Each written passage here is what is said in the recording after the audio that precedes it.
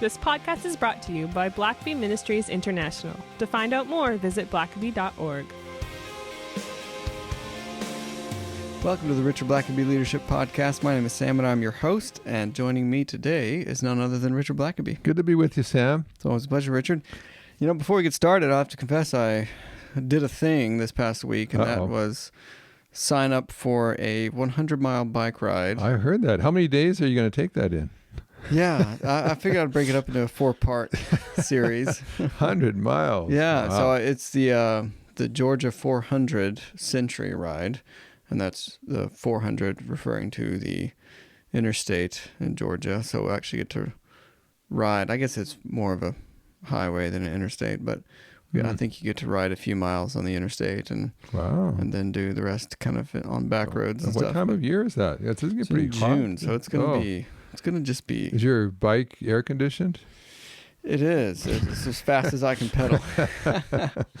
So for any of our listeners who are bike enthusiasts, recommendations and tips welcome. So hopefully I can make it out of this in one piece. I don't know if I can drive 100 miles anymore without at least a rest break. So, well, thankfully there are, I think, a number of rest areas along the way. So I don't necessarily have to take it all in one stride. But we'll keep our listeners posted on the outcome of that for sure. But today we're going to look at a famed person of influence and a household name that many will know, and that's the leadership and life of Walt Disney. Yeah, who invented the happiest place on earth in Disneyland, Disney did World. Indeed. Yeah, we like to drop in on some biographies. I've got a biography by Neal Gabler called Walt Disney, The Triumph of the American Imagination, and read this one a little while ago, and he fits the pattern that we've seen with all these biographies, that you could say a flawed person in some ways, a person overcoming his past hurts and insecurities or whatever else, and experiencing plenty of failure along the way, and yet ultimately becoming very successful. And well, let's maybe start with some of those past failures and maybe his early life, and where did he come from, and what shaped him to be. I mean, we always see the end result, it seems, but there's a lot of details in there. Yeah, well, Roy, our Walt, I was thinking his brother Roy was about 8 years older than him, and he had a couple of other older brothers. Walt was one of the younger ones there, but he actually was raised in Missouri, grew up in his formative years in the Kansas City area, and you don't really think of that. You forget that most people aren't born in Hollywood. They make it there, but he started out in Kansas City. And, like a lot of these guys, he had a kind of a strained relationship with his father. His father was one of these guys that never really was very successful in business, was always living hand to mouth, never had much money, very frugal, was always trying to figure out how to save money and not spend money, and he always paid his bills in cash. And he wasn't a dishonest person. He just wasn't very successful and didn't make very much money. And so, and he was pretty strict with Walt. In fact, apparently at one point, Walt was, his dad got real angry at him for something that wasn't even really very much Walt's fault, but his dad was he was an angry man because he was a frustrated man. So he ordered Walt down to the basement where he was going to beat him, punish him. And by that time, Walt was bigger and stronger than his dad. And his older brother, Roy, just said to Walt, you don't have to do that. You don't have to submit to that. And so his dad went to strike him, and Walt kind of grabbed the weapon at hand and basically just stared down his dad and let him know that was the end of that. And their relationship changed after that, obviously. And years later, when Walt began to have a little more success, he ultimately built a house in California for his parents to live in. I don't think his dad had been able to afford to buy a house, and he bought a house or built a house for them to live in, a brand new house. And which was very magnanimous of Walt. Apparently, though, they did something wrong with the furnace, and it put a bunch of carbon monoxide poisoning in the house, and his mother, who he was very close to, ultimately died from it. His dad survived, but when you read about Walt Disney, you just see a lot of interesting dynamics going on, filled with ambition, filled with optimism, always dreaming, always, even when he's desperately poor, he's always dreaming of what he could do one day. He was always gifted at drawing. He was a good artist, and but he found school kind of boring, and so he, in fact, his parents couldn't really afford to get him to school. School was a little too far to get him there. So they actually held him back a year or two until his little sister got old enough to go to school. And then they sent him like in the same grade as his baby sister. And so it was humiliating to him. Yeah. He was older and starting school late, and he found school kind of boring. He was, at one point, his teacher put him in I don't quite know how they managed this in the class, but the teacher called it like the chair for the second stupidest student in the classroom.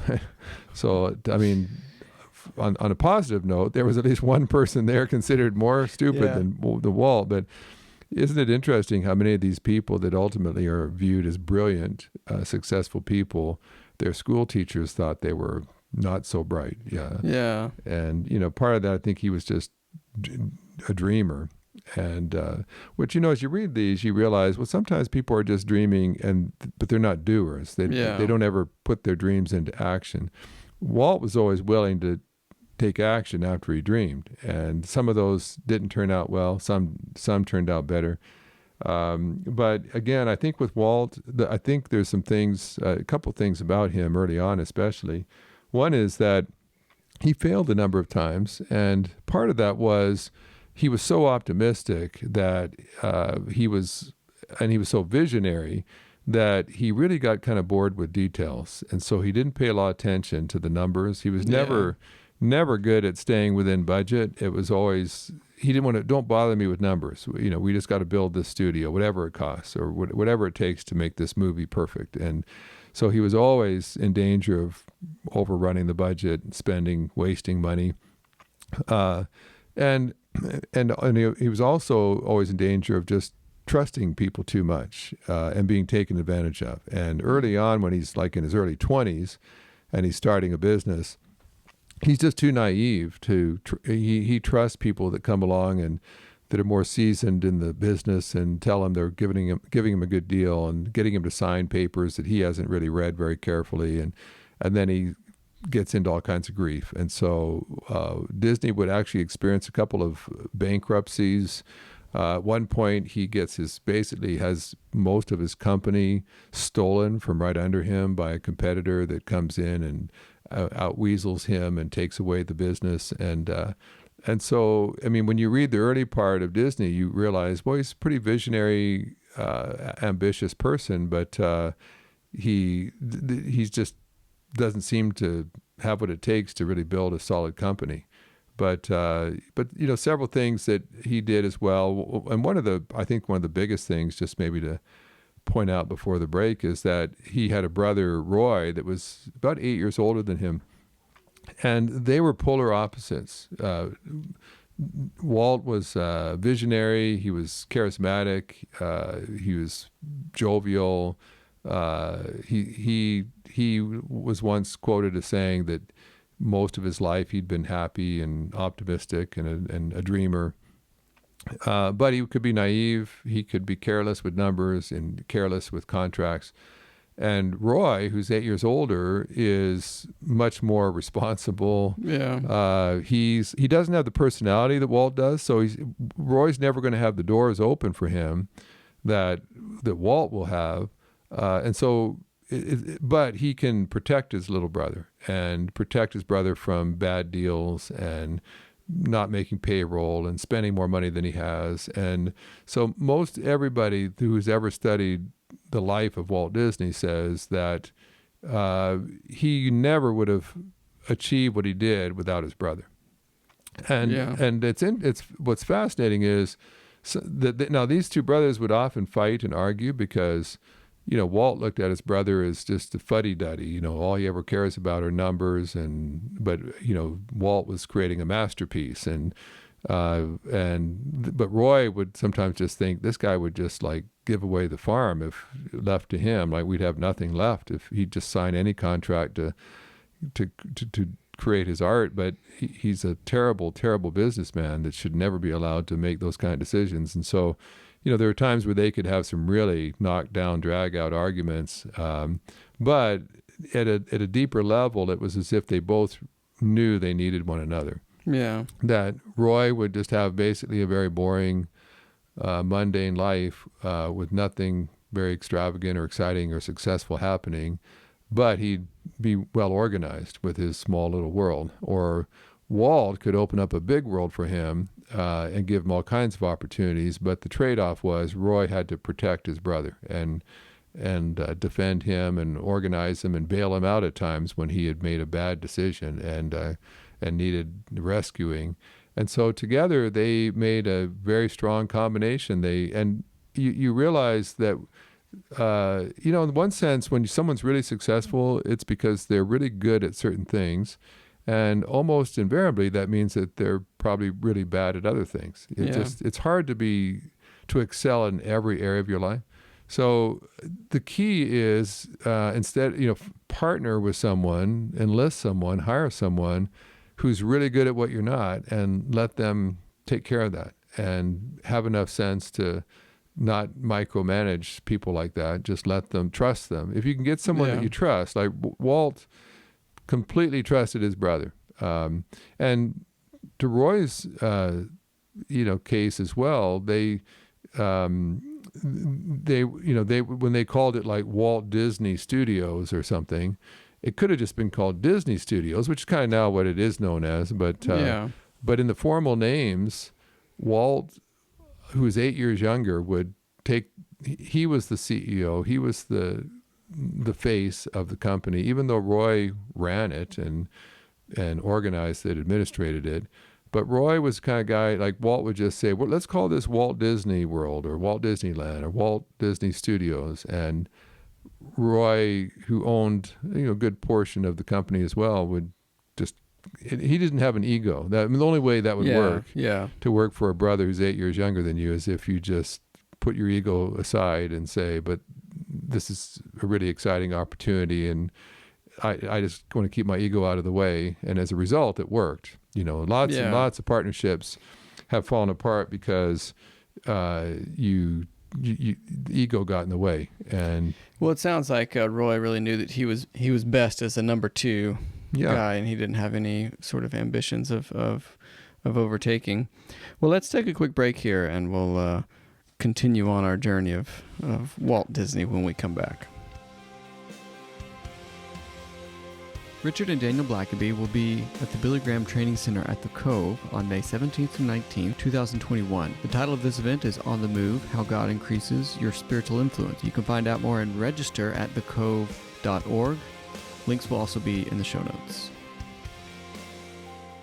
Richard, you point out before the break that really the thing that it sounds like that really made Walt Disney successful was actually the hiring of his brother Roy to sort of really run and administer things behind the scenes. And that's such a key component of, I think, of leadership, is knowing where your shortcomings are or where your inadequacies are, and hiring to plug those gaps. And so maybe for the rest of the podcast here, we can just look at the other attributes of Walt Disney and what made him a great leader. Yeah, and of course there was a number of things. One, which is interesting, it talks about in the biography, his tremendous power of concentration.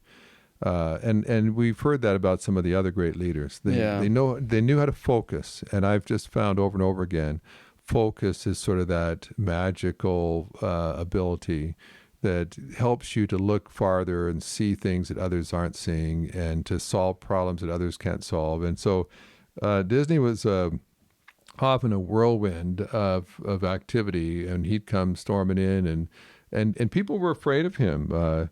He said, and at times he would even tell people, hey, you don't have to all be afraid of me. Because when he walked in the room, all the artists and people would, stand up, sit upright and be working hard. And he was such a perfectionist that you just always worried that he was going to come look at your work and think it was garbage and tell you how it could be improved. And so one person said when he'd come into a room, the hair would stand up on the back of your neck, figuratively. He said he had that effect on you. You'd feel his presence. It was spooky. He says, but I know it sounds, one of the guys who worked with him a long time said, I know it sounds weird, but you never got over that awe of him. He just had an overwhelming power of people, a voice of a prophet, said one of the animators. And so he was brilliant, and he was also he was passionate about whatever he did. He just had a passion for his work, and people said he had an ability. He said when he was enthused, as he usually was, he got others enthused too. He was very excited about everything he was doing. And he lived and breathed it, and finally it rubbed off on you. And so again, I as I read this, I thought a lot about the things I'd read about Steve Jobs. Just it's very similar, like high driven passion for things to be done well, and very artistic, like Jobs was as well. He was really an artist. He cared about presentation, and Disney, certainly with his films. And at times he would overestimate his audience, like when he made Fantasia, for instance. It was they said he kind of shot over his audience's heads. It was very sophisticated, and he was ahead of his time in some of that. Bambi was kind of a bit of mixed review kind of thing. He was trying to. It's interesting. He had to kind of learn as he went. He's with cartoons and things back then. He would, with Bambi, he was trying to make it as realistic as possible, and that became a critique at the time. It was like, well, that's not what cartoons are. They're not realistic, and that was so realistic. You might as well have just shot a real deer kind of thing, a real forest. But and so he had to kind of learn and go back and forth, and it was interesting just kind of reading some of the backstories of some of the earlier films, like Snow White was one of the most successful films of all time. Like, now it just seems like an old cartoon, but when you see the numbers, you see how widespread it was, how popular it was, how it just captured everybody's imagination. You realize that is really, especially earlier on, what you find with Disney is that he will have a brilliant success and then maybe a couple of duds. They're not all brilliant. He's at it long enough and produced enough that he had a number of ones that were successful, but some over time became more so. But you realize, even with someone like that not everything he does is successful. He's a brilliant guy. He does things first class, but that doesn't mean everything you're going to touch or try is going to work out. And a lot of people will say that if you're going to have good ideas or be successful, it's really not so much the quality of your work, but the quantity of it. That you've just produced enough things that every once in a while you have a winner. Yeah. And it's not that you're a winner all the time, but it's that you produce enough work that you've got some winners in there to kind of float you over all the duds. Yeah, and sometimes what makes you a winner is that you persevered through the failures until you found another winner idea. A couple of quotes in there. Of course, Mickey Mouse himself, of course, helped make Walt Disney famous. He did the voice of Mickey Mouse originally. Eventually, he passed it on to someone else. But and it was interesting reading that he kind of based a lot of Mickey Mouse actually on Charlie Chaplin, who was some of the same sort of characteristics. Chaplin at that time was very famous, and Disney would just watch clips after clips of Charlie Chaplin to try to figure out what made him so appealing. What was it about his mannerisms and things. And but there was some, and it's interesting. Like I read about Mary Poppins, for instance, and he'd actually wanted to have Audrey Hepburn be Mary Poppins. He wanted to get Cary Grant to play the role that Dick Van Dyke ultimately did. But it's interesting, some of the backstories of some of those things and how he ended up choosing the people he did. Cary Grant turned him down, and he looked at other people. But at one point, they asked Disney what he thought, how it felt to be a celebrity. He said, as far as I can remember, being a celebrity has never helped me or make a good impression or a good shot in a polo game, or command the obedience of my daughter, or impress my wife. It doesn't even keep the fleas off of our dog. And he'd kind of say, sometimes we think when you're a celebrity, life is easier and everything kind of opens up for you easy. But he was kind of saying, well, I may be a celebrity now, but it's still just a lot of hard work and a lot of perseverance. I talked, he said, everyone in the studio was terrorized by the swift, distinctive click of his heels on the hard, gray tile floor, and his hacking smoker's cough as he approached a room. And the animators would jump into their seats when he entered. "Don't be afraid of me," Walt would growl. But they were afraid. He tells the stories of developing Disneyland, and of course that there were other amusement parks at that time, but I think the idea of a theme park wasn't as big back then. Till he invented the different worlds you could go into, and he had Disney characters walking about and stuff like that. And they used to be like, here's a roller coaster, here's a bumper car, but he turned it into a magical place. And they said he loved Disneyland. He said he would he had an apartment above the fire station at Disneyland, and he often would just spend the night there. He just loved being there and walking the streets, and of course most of what he built, a lot of what he built was quite spectacular, but it was, most of it was also reduced from what his vision was. It was after Roy said, "Walt, we can't afford that," or "That would be too much," that's not feasible. Although I think if you could see it now, it'd probably be maybe beyond what he even imagined back then. Yeah, and you wonder, because he dreamed pretty big, and I think that was maybe part of the frustrating thing for him, was he envisioned things so big and great, and it was just hard for him to ever settle for what was realistic.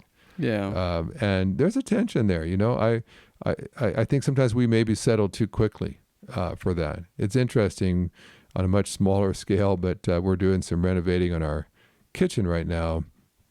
And, I don't want to just sink a ton of money into that, but I do want it to look nice. It's a tough walk sometimes. It's like, I could go really cheap, and then I'm going to hate my kitchen after spending all this money to make it nicer. And so there was always a flaw in the kitchen. The guys who put a granite countertop in didn't do it quite right in one area. And so it threw a whole wall off. It was imbalanced, and trying to compensate for some shoddy work by a granite person. So I've got a guy that came in yesterday, a friend of mine that does this kind of work, and I hired him to do it. And he basically gave me about 4 options to fix it, and I wasn't real thrilled about any of the options. It was just a matter of, and of course my wife is like, well, just whatever is the cheapest one, whatever's the least trouble. But I'm like, well, Lisa, you're going to have to live in this kitchen, so let's be careful. And so we thought about it. Finally, you can be pragmatic, and sometimes pragmatic just means what's the cheapest thing, what's the easiest thing. Yeah. And I pushed, and then actually I kind of suggested what I thought was maybe not the cheapest or the easiest, but would look the nicest. And then even after that, he actually came back and had come up with even a better way of doing it, and he was all excited. And I kind of had a Walt Disney moment, I think, where you can settle, you can say, well, okay, if we're just going to have to settle for that, if we're going to, I know it won't look great, but it'll work, or it'll be a lot easier than buying another part or whatever.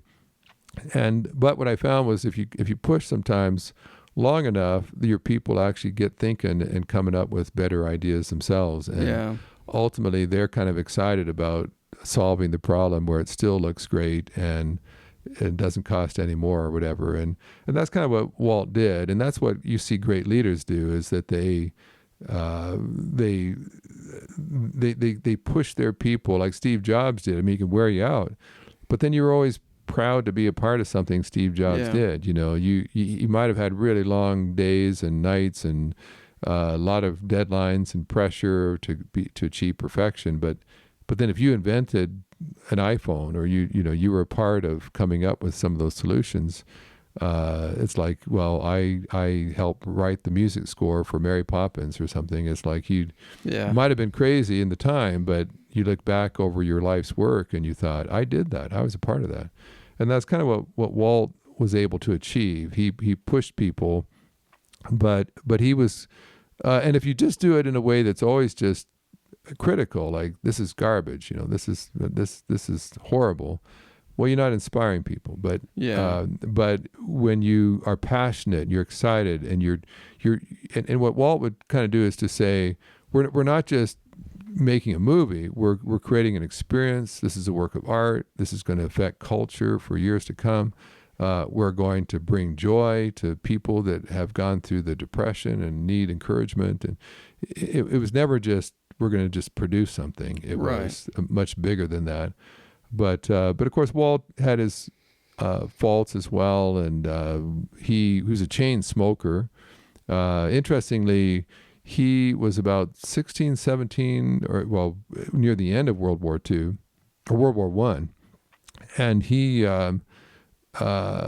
actually lied about his age just to even get in the war, and had to actually tinker with his birth certificate to even to make himself look older than he really was. He kind of finally managed to get over the end of the war and endanger his life. But you could just tell, here's a person that wants to do something with his life that he can be pleased with. And I think he saw his dad, I think, kind of playing it safe all of his life. And he just thought, I don't want to spend my life just playing it safe. And when he came back from after World War I, he'd been sending some money home for his parents to put in the bank for him.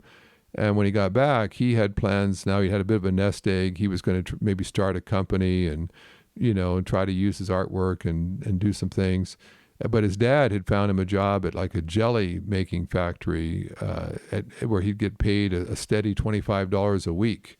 And so he starts working there, but he's just chafing under that, saying, Dad, I don't want to spend my life working at a warehouse for $25 a week. And his dad just never got it. His dad never understood it. Well, why would you get a perfectly good, steady income? Why would you give that up to pursue some foolish dream? Who's going to earn a living drawing cartoons? It's kind of like, well, the rest is history. But and sometimes you feel like some of the great people we've looked at, a lot of the greatness they achieve is really done in response almost to proving their parents wrong. Yeah. Yeah. Say, you said I was a no good, never amount to anything kind of kid, and so I'm going to show you that that's not true. Well, they almost need that adversity early in life to sort of spur them on to greater things later in life. Yeah, you wonder if that's not part of it. That in fact, some people who live maybe ordinary lives maybe had an ordinary childhood, and often it's like a Napoleon, or it's people that maybe experience some adversity earlier on. Is there something that just gets wired into them to say, I will achieve more. I will rise out of poverty like my parents were in, or I won't just always work for oppressive managers. I'm going to be a manager or an owner one day, and I'll start my own business. And so that certainly was Walt in many ways. And the last thing maybe just to say about him is he was almost abnormally fearful of death. And now, of course, he was a chain smoker, and in later years, he just had a chronic smoker's cough. That's how you could tell he was walking down the hallway. Everyone recognized that smoker's cough he had. But he would not even talk about death. Even when people would ask him, at one point, I think his daughter asked something about their grandmother and how she died, and Walt just kind of snapped at his daughter and said, "We just don't talk about stuff like that." He tried every possible way to avoid going to funerals. In fact, one of his longtime colleagues said that Walt would never say goodbye. He'd always say, "I'll see you later." And this particular guy said that the last time he ever saw Walt leave the office, and everyone knew he was deathly ill, and they all knew they might never see him again. And the last time he left the office, he actually said goodbye, and that said to everybody who knew him, he didn't say "see you later," and prophetically, that was the last time they saw him alive there at work. And so, a lot of people say he had purchased the land and had drawn up the plans for Disney World. It wasn't built until after he died. But even as he was in his hospital bed in the hospital from which he would not leave, his brother Roy would come in and he would be trying to explain to him everything, how he wanted this part to be, and he had this great vision for Epcot Center, and it was going to be new and different. And he, right to the end, I think the thing he feared most about death was just not being able to ever fulfill all the dreams that he had. Yeah. He had so many dreams and so many things he wanted to do, and life just wasn't long enough for him. He wasn't healthy enough to do more. But a fascinating person.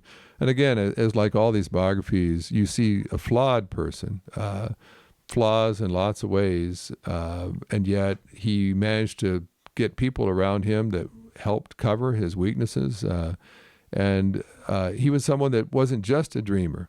If you just dream, you just may be someone who passes through their life daydreaming about what could be. But he was the kind of person who could inspire others and put things in motion so that his dreams became a reality. And when you watch some of the Disney films and that he was part of, you go to Disney World, Disneyland, you have a sense that here's a guy who just thought at a different level than people of his day. Now we take a lot of things for granted because so many people have been copycats of what he did. Yeah. But if you could go back in time, I remember I lived about 20 minutes from Disneyland in California back in the 60s, and Disneyland was newer then. It wasn't nearly as old, and it was just a magical place, and to go there was just incredible. Yeah.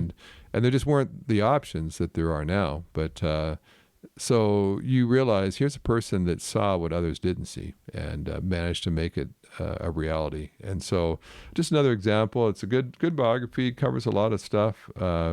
You see him, as flawed as he is, still being able to accomplish much. And I think that's maybe the bottom line of many of these biographies, that the great people of history are the ones not that don't have flaws, but are able to rise above their flaws, to compensate for their flaws, and still accomplish something great anyway.